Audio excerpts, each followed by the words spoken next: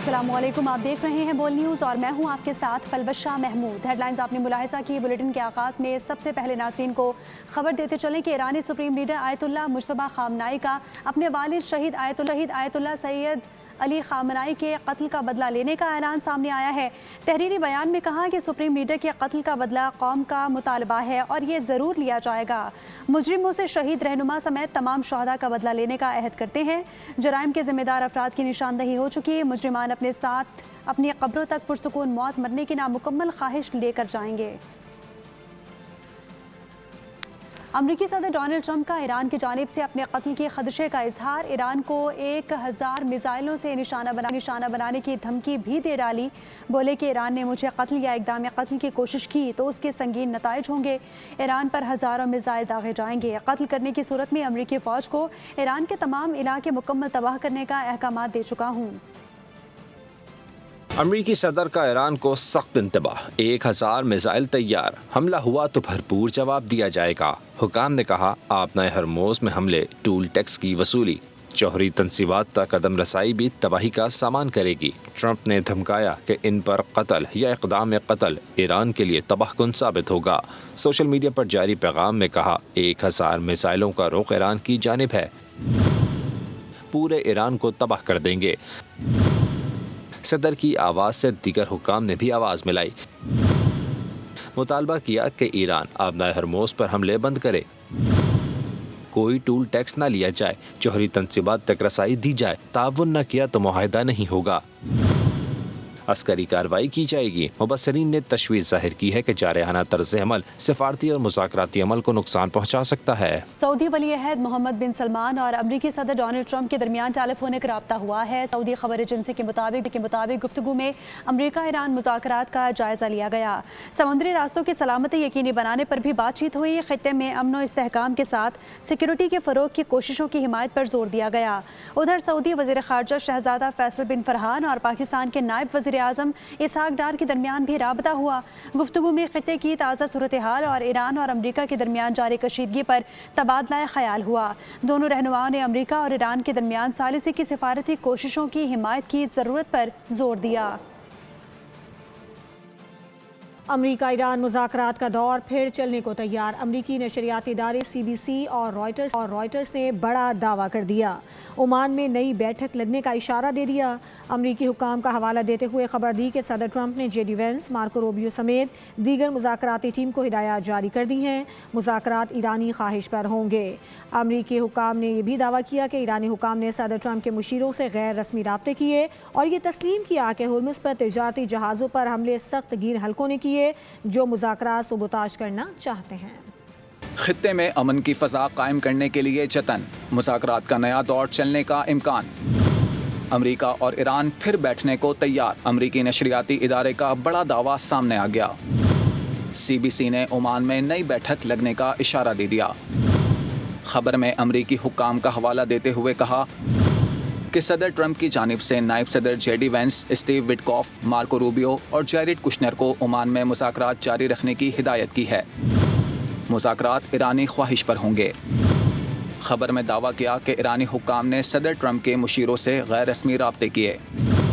ایرانی حکام نے مذاکرات جاری رکھنے کی خواہش ظاہر کی۔ ایران نے ہرمز میں تجارتی جہازوں پر حملے کو غلطی قرار دیا۔ کہا کہ یہ کارروائی سخت گیر حلقے نے مذاکرات سبوتاژ کرنے کے لیے کی۔ امریکی حکام نے مطالبہ کیا کہ ایران عوامی طور پر اپنی غلطی تسلیم کر لے۔ واضح کیا کہ اگر ایران نے دوبارہ جارحانہ کارروائیاں کی تو امریکہ فوجی اور اقتصادی طاقت کے ساتھ جواب دے گا۔ ایران نے امریکہ سے مذاکرات کی بحالی کو اسلام آباد مفاہمتی یادداشت پر عمل درآمد سے مشروط کر دیا۔ ایران نے مذاکرات شروع کرنے کی درخواست کی خبروں کو بھی مسترد کر دیا۔ ایرانی وزارت خارجہ کے ترجمان اسماعیل بقائی نے کہا کہ ایران نے ایسی کوئی درخواست نہیں کی، تاہم علاقۂ ثالث کی درخواست پر قطری وفد سے مشہد میں ملاقات کی اور ایران کے موقف سے آگاہ کیا۔ امریکہ نے مفاہمتی یادداشت پر دستخط کے صرف 22 دن میں کئی بار خلاف ورزیاں کی ہیں۔ امریکہ اور ایران کے درمیان عمان میں ممکنہ مذاکرات کی اطلاعات۔ ایرانی وزیر خارجہ عباس عراقچی مسقط پہنچ گئے۔ دورے کے دوران عمانی حکام سے آبنہ ہرمز سے بحری جہازوں کی محفوظ آمد و رفت سے متعلق انتظامات پر بھی بات چیت ہوئی۔ ایرانی سرکاری میڈیا کے مطابق عمان اس حوالے سے ثالثی کا کردار ادا کر رہا ہے، جبکہ امریکہ آبنہ ہرمز میں آزاد اور محفوظ بحری گزرگاہ کی عوامی یقین دہانی چاہتا ہے۔ ایران کے وزیر خارجہ عباس عراقچی نے مفاہمتی یادداشت کی خلاف ورزیوں کا الزام مسترد کر دیا۔ کہا کہ ایران نے اب تک اپنے وعدوں کی پاسداری کی ہے۔ اس کے برعکس امریکی وزیر خزانہ MOU کے پیراگراف 9 کی خلاف ورزی کر رہی ہیں۔ ایرانی پارلیمنٹ کے اسپیکر باقر کالیباف بولے کہ تہران امریکہ کے آگے نہیں جھکے گا۔ امریکہ مفاہمتی یادداشت سے پیچھے ہٹا تو ایران اپنے دفاع کے لیے تیار ہے۔ اگر امریکہ کی خلاف ورزیاں جاری رہی تو تہران معاہدے کا پابند نہیں رہے گا۔ اقوام متحدہ میں ایرانی مندوب امیر سعید اروانی نے واضح پیغام دے دیا۔ کہا کہ امریکہ کے حملے جاری رہے تو تہران مفاہمتی یادداشت کا احترام کرنا بند کر دے گا۔ 7 اور 8 جولائی کو ایرانی جزیروں اور جنوبی شہروں پر حملے UN چارٹر کی خلاف ورزی ہیں۔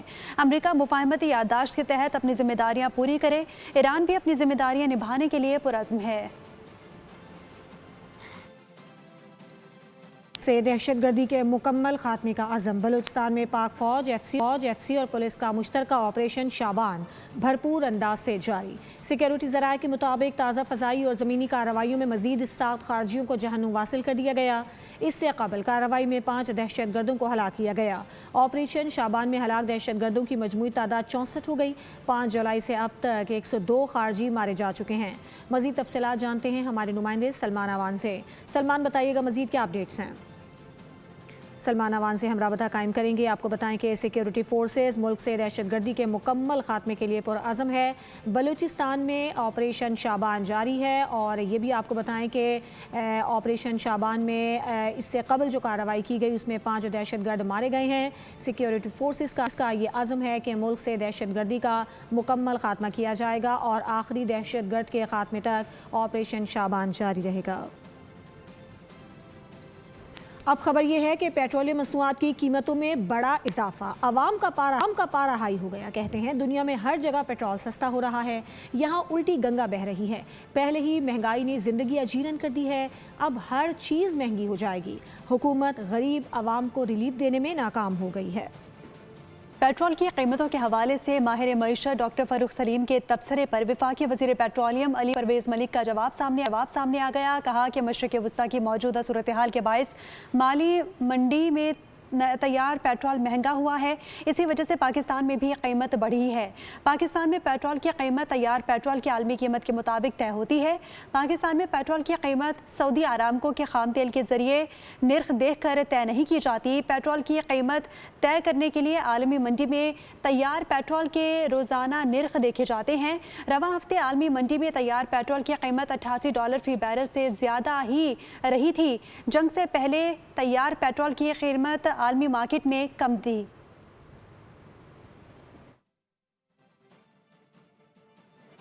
پاکستان کے ارکان قومی اسمبلی نے پیٹرولیم مصنوعات کی قیمتوں میں حالیہ اضافے پر اظہار تشویش کیا ہے۔ اراکین کا کہنا ہے کہ فیصلہ مہنگائی سے متاثرہ عوام پر مزید بوجھ ڈالے گا۔ اشیاء ضروریہ، ٹرانسپورٹ اور کاروباری لاگت میں اضافہ ہوگا۔ انہوں نے حکومت سے مطالبہ کیا کہ پیٹرولیم مصنوعات کی قیمتوں میں حالیہ اضافہ فوری واپس لے کر عوام کو ریلیف فراہم کیا جائے۔ عالمی مارکیٹ میں پیٹرول سستا ہوا، لیکن پاکستان میں حکومت نے قیمتیں بڑھا دی۔ سستے خریدے گئے پیٹرول پر فوری نئی قیمتوں کا اطلاق ظلم ہے۔ پیٹرول اور ڈیزل کی قیمتوں میں اضافہ عدالت میں چیلنج کر دیا گیا۔ درخواست گزار نے موقف اپنایا کہ بھاری بھرکم لیوی کا بوجھ موٹر سائیکل، رکشہ والوں اور غریب شہریوں پر سب سے زیادہ ہے۔ استدعا کی گئی کہ پیٹرولیم مصنوعات کی قیمتوں میں حالیہ اضافہ معطل کیا جائے۔ K2 ایئر ویز طیارہ حادثے کی تحقیقات کرنے والے bureau of aircraft safety investigation team Karachi سے اسلام آباد واپس چلی گئی ہے۔ ذرائع کے مطابق بلیک باکس اور انجن ملنے تک تحقیقات آگے نہیں بڑھ سکتی۔ ٹیم نے ملنے والے طیارے کے ونگز اور پچھلے حصے کا معائنہ کیا۔ پاک بحریہ اور پاکستان میری ٹائم سیکیورٹی ایجنسی کی جانب سے بلیک باکس، انجن اور عملے کے 5 ارکان کی تلاش جاری ہے۔ कराची बार एसोसिएशन के सालाना इंतखाबात हुए। सदारती नशिस्त पर आमिर नवाज वड़ाइच 2063 वोट लेकर कामयाब हो गए। GM कोराई 948 वोट लेकर दूसरे नंबर पर रहे। सेक्रेटरी की नशिस्त पर अरशद 1370 वोट लेकर कामयाब हुए। गुलाम रहमान कोराई 1197 वोट लेकर दूसरे नंबर पर रहे। नायब सदर की नशिस्त पर अजीज़ गौरी कामयाब करार पाए। ज्वाइंट सेक्रेटरी की नशिस्त रियाज कोराई के नाम रही। तूफान बावी ने मुख्तलिफ ममालिक में तबाही मचा दी है। जनूबी फिलिपाइन में लैंड स्लाइडिंग समेत मुख्तलिफ वाक़यात में 17 अफराद हलाक हो गए। जापान के कई शहरों में भी आंधी, बारिशों और सैलाब से मामूलात ज़िंदगी बुरी तरह मुतासर हैं। जनूब मशरकी चीन के साहिली इलाकों में भी तबाहकारियाँ जारी हैं। 6 लाख से ज़ायद अफराद बेघर हो चुके। मशरकी एशिया के कई ममालिक ताकतवर तूफान की ज़द में आने का खतरा है। तूफान तेज़ी से ताइवान की जानिब बढ़ने लगा।